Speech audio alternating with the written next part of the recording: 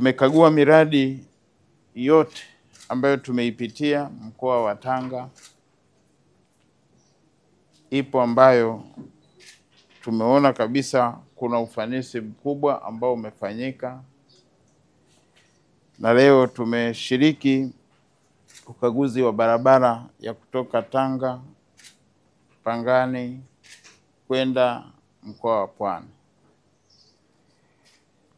Yapo ambayo tumeyaona na bunge limeshauri ili muweze kwenda kuyafanyia kazi. Kwenye barabara loti ile ya kutoka Tanga kuja Pangani, Mheshimiwa Naibu Waziri, barabara hiyo ina muda mrefu. Tunaomba kuishauri serikali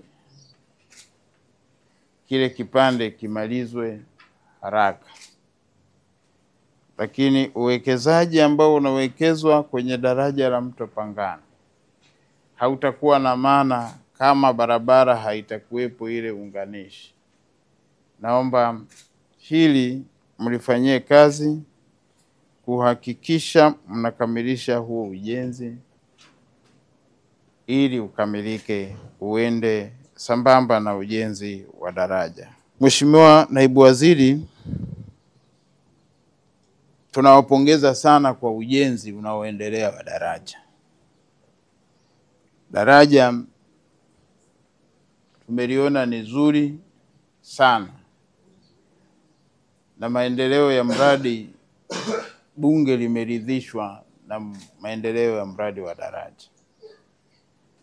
Na tunaamini daraja hilo litakapokuwa limekamilika, kwanza litaleta sura nzuri kwenye maeneo ya wilaya hii ya Pangani na mkoa kwa ujumla, na litakuwa kivutio. Ni daraja pekee ambalo litakuwa liko juu sana. Tunaona kabisa serikali uwekezaji wake utakapokuwa unatija zaidi.